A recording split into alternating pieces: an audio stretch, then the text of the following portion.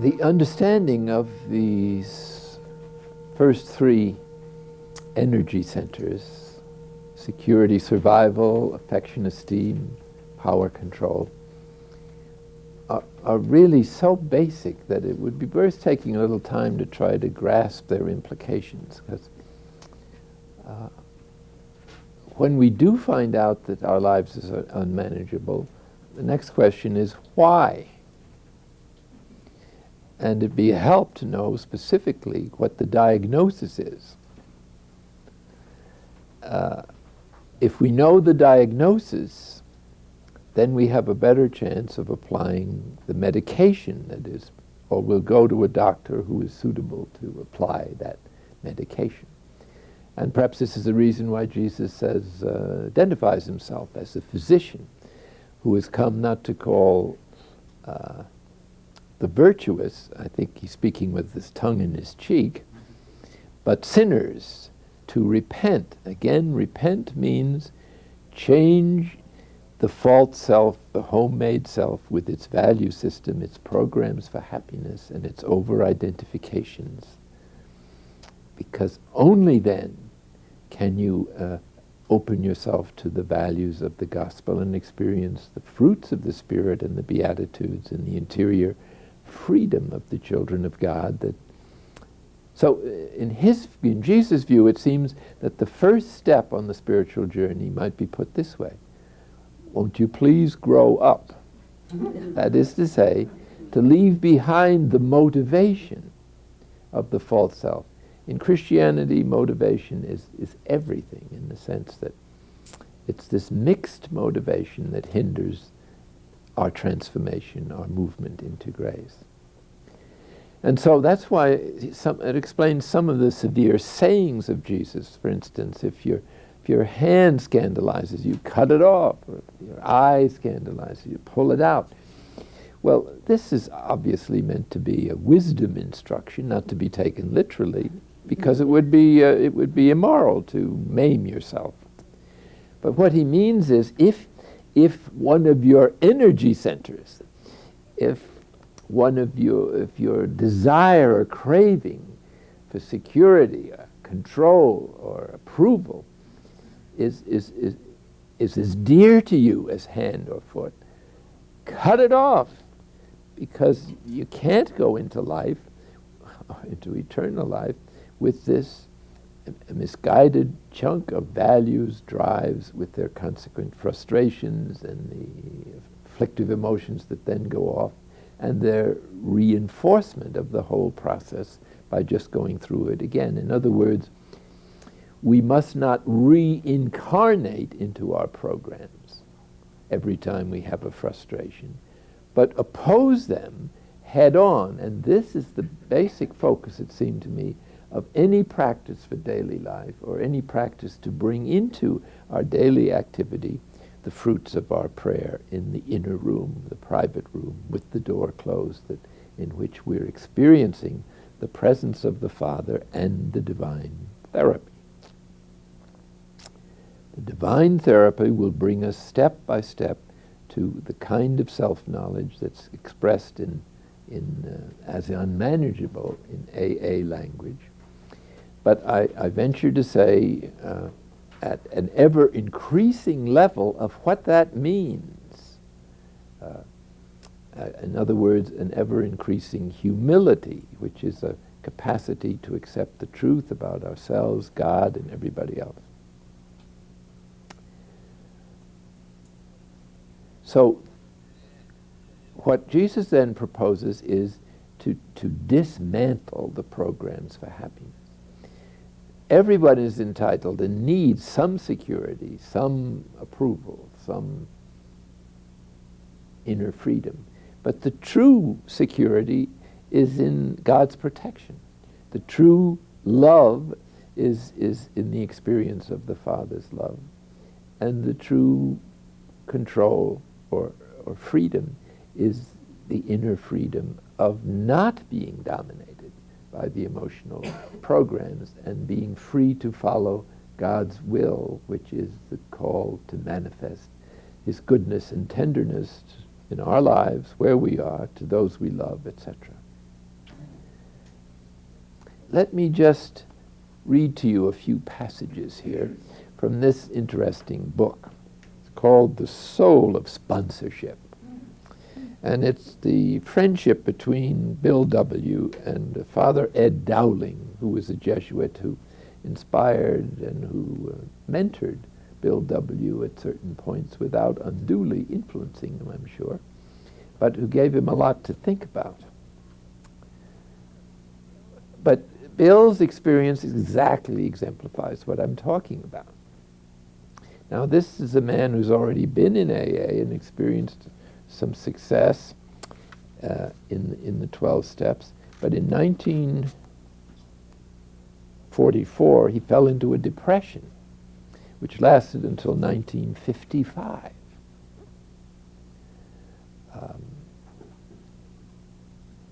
What does he say about this? Why this depression? To one old-timer he wrote, "Many in recovery were going through the same difficulties with depression." So it was not just a personal experience. To Ali, suffering from depression, Bill wrote in a letter in 56, "I suppose about half the old-timers have neurotic hangovers of one sort or another. Certainly I can number myself among them." To another, Harry James, he wrote, "Your personality pattern is ever so much like mine. Maybe we will find how the 12 steps can work in depth."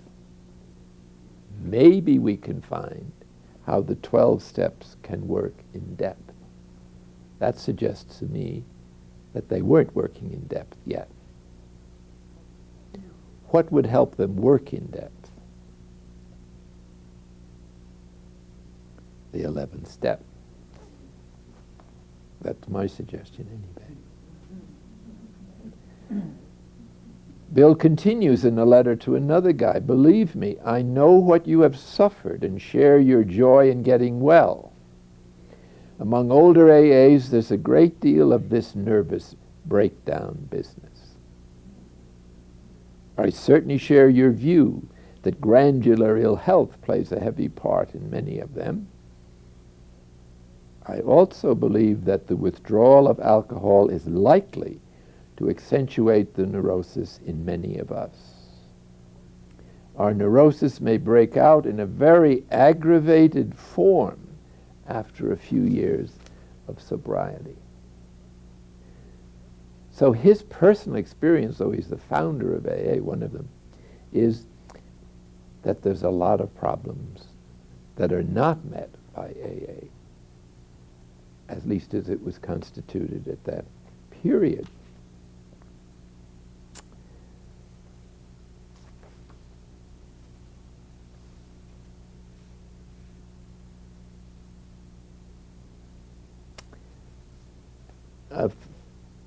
In 1958, in the Grapevine, the AA journal, he writes, "I asked myself, why can't the 12 steps work to release me from this unbearable depression?" Good questions for some dialogue here. "Suddenly I realized what the answer might be. My basic flaw had always been," here it comes, "dependence on people or circumstances to supply me with prestige, security, and confidence. Failing to get these things according to my perfectionistic dreams and specifications," his number on the Enneagram, "I fought for them, and when defeat came, so did my depression." The more we fight for those things, the more you lose it. The more you reinforce the unconscious energy that is put in those problems. What Jesus has done in his gospel is to try to make conscious the problem. When you try to change your life, the direction, it doesn't work. Why? Because the real problem is in the unconscious. And that's where the energy is. And that's what has to be faced and the programs have to be dismantled there, and there's no way to get there except through deep meditation, contemplation, the dark nights, and the experience of life in the context of the divine therapy. That is, in the context that God is working on us, not only in the private room, but throughout the totality of our life, to bring to our awareness our problems, so that the least kind of upsetting emotion, someone steps on your toe, is not a sign there's a problem with other people. There may be, and there certainly probably is. You've got a problem. And whatever they change, however they change, will not solve it. So you have an unbearable person at work, you have an unbearable person in the monastery, on the teaching staff. Your parents, your relatives are always fighting. Even at the gravesite, they're fighting over the inheritance. A priest goes off the deep end, a minister embezzles this. Why be surprised? Each of us is capable of all those things as long as you've got any one of those programs in the unconscious that has not been totally dismantled. Then you experience what true security is. Then you can be interiorly free. Then you can have the approval and esteem that is appropriate. It's the fantastic demand for these things that is the problem, the exaggerated demand. Each of them are stepping stones to the experience of God. When they're exaggerated, they become substitutes for God. You're into idolatry, and hence all the difficulties that occur when hiding from God in the woods. But it was fascinating to me to read those problems that were occurring in AA, and I can just share what it says to me. What it says is that AA addresses the major conscious problem of the false self system, manifested in obvious symptoms of life is unmanageable. When you become sober, to your great credit, you have achieved a level of virtue or self-control on the conscious level, which is an enormous achievement, but you have not touched yet the emotional investment in the programs for happiness on the unconscious level. And so in daily life, the basic reality of thinking psychologically now, always the basic reality is God's presence. You have the basic goodness of life covered over by layers and layers of projects for happiness that can't work, but which we're highly invested in and can't even imagine losing, even to the point of repressing into the unconscious our attachment for them. So we're not even aware that they exist, at least not in that intensity. And so here comes an incident in daily life. We set out, let us say, to do some service for somebody, okay? We're going to, at a party among friends, or maybe for the homeless for that meal, to provide meals or something. And all of a sudden, from nowhere, up comes this feeling of annoyance. Somebody has changed the pots that we had laid out from one place to another, and that mixes up our plan for serving the soup and so on. And a feeling of anger.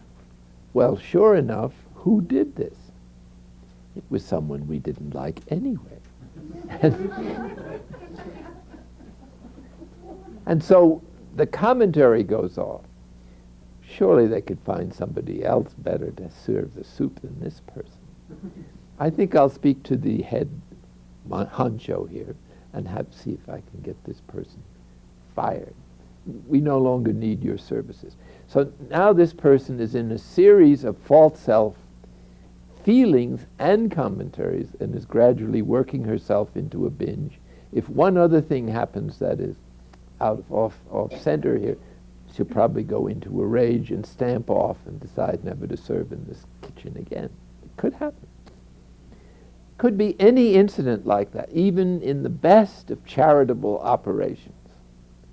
Off goes an afflictive emotion. Now, the emotions are friends. They're very valuable things, and one of the things they teach us is what our value system really is.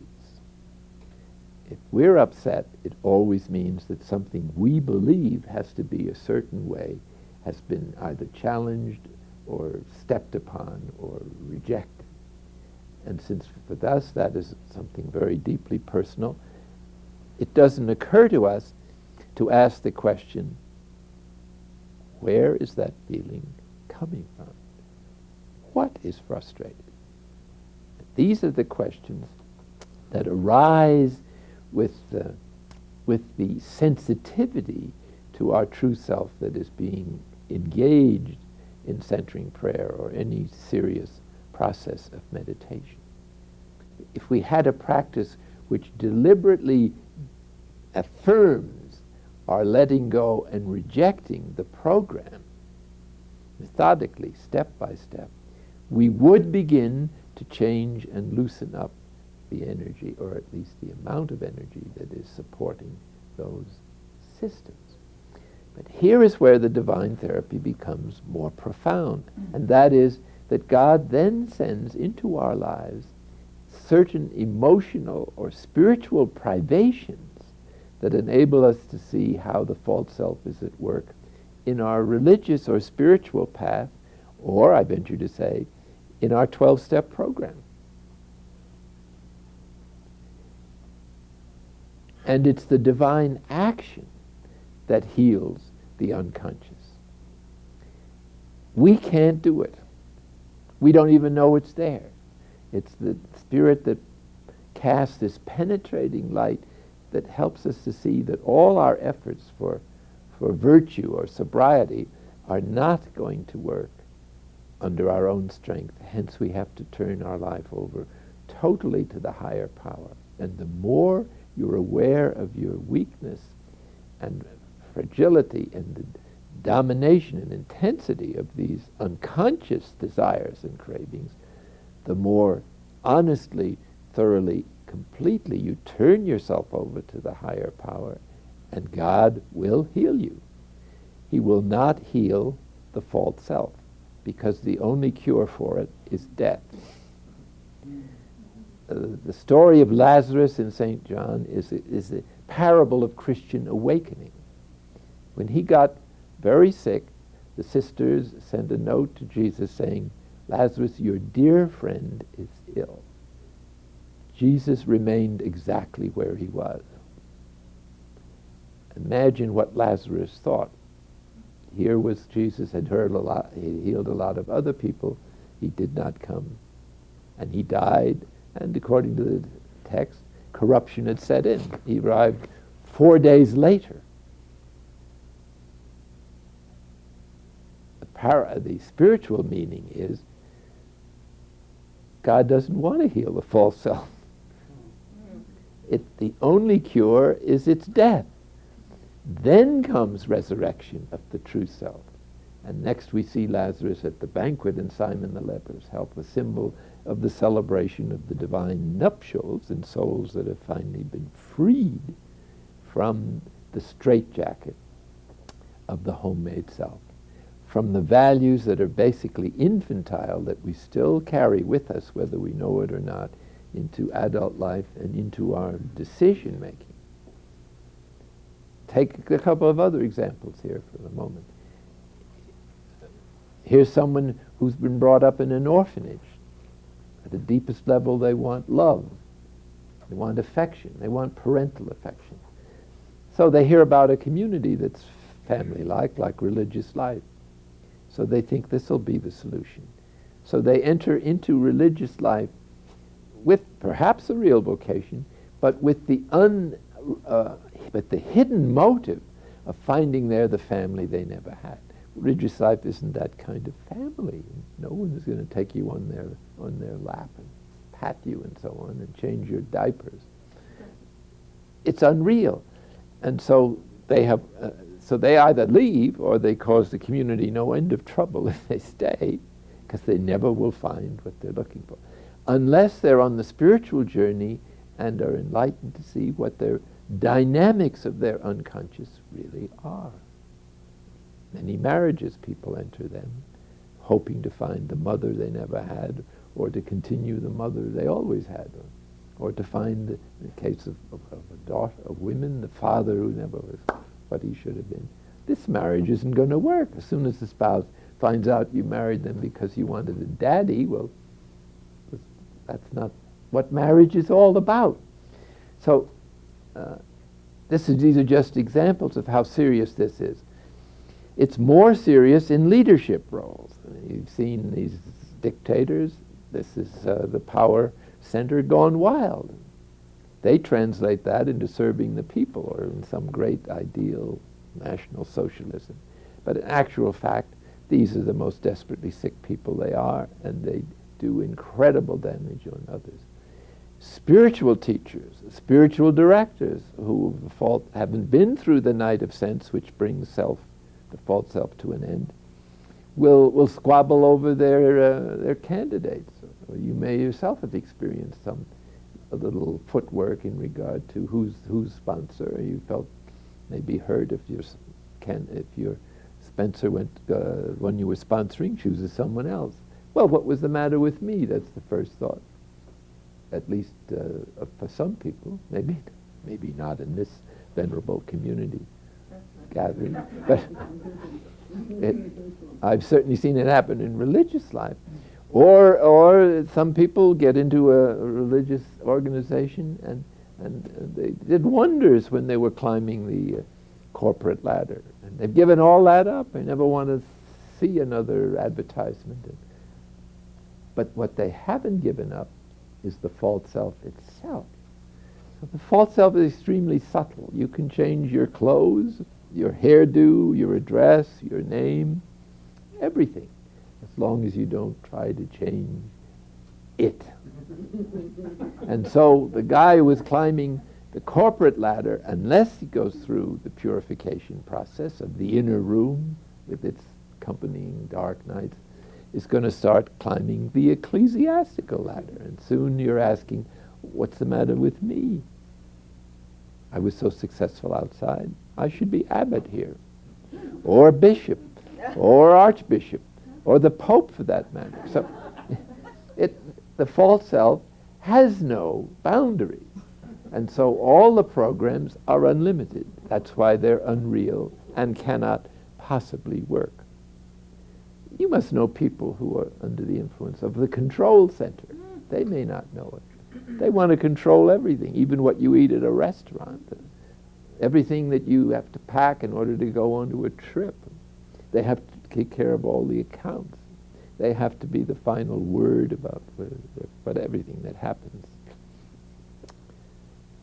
And so everybody has to adjust to them. And if they don't, then these people go into a tizzy. Nobody loves me. People don't respect me. No one is going to respect someone who wants unlimited power over you. And so this is another problem. In a marriage, here's some real difficulties for you. I mean, should a wife put up with a dominating husband? Should she, for the sake of the children, agree to be oppressed for the next 20 years and so on by this individual? Hard decisions. I don't know what the answer is. But sometimes, as a result of centering prayer, I've noticed this, that women begin to feel their own inner freedom, authenticity, and they no longer agree to be stepped on or trampled like a doormat anymore. And the husband doesn't know what to do with this. He married someone who was a doormat, or that's what he wanted. Now she's become self-actuating. He doesn't know what to do with that. It could end in a divorce, and maybe it should. But hopefully, if both parents get interested, and I think this is what marriage could be, the most marvelous way of perfection there is. if both spouses were on the journey and both were willing to help each other work through the pain and the humility and the embarrassment of revealing their false selves to each other and patiently guiding, helping each other over the rough spots.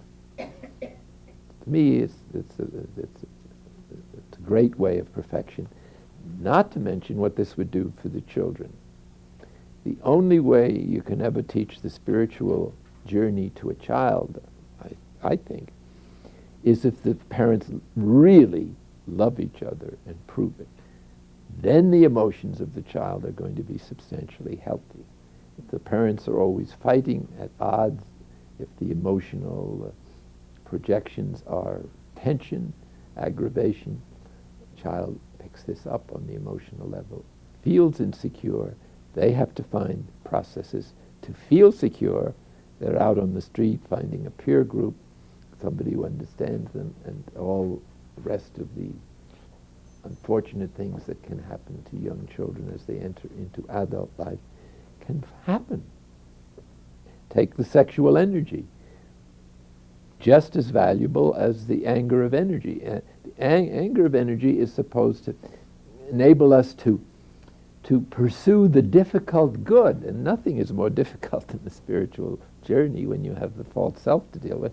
So you need this energy, but it was not intended to hit people over the head with a 2x4. It's meant to be transmuted into the kind of energy that Jesus calls gentleness, meekness.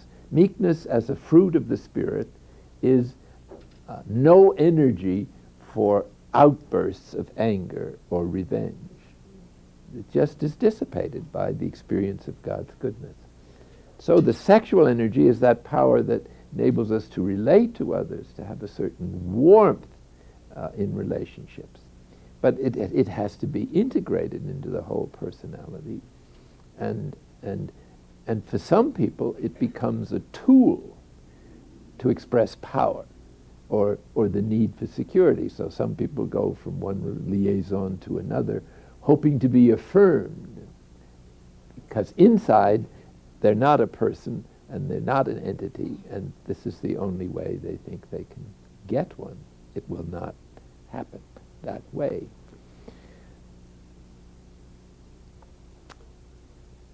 So we were looking at Bill W.'s experience of the false self active in his life even after his sobriety. So sobriety isn't going to heal everything, that's for sure.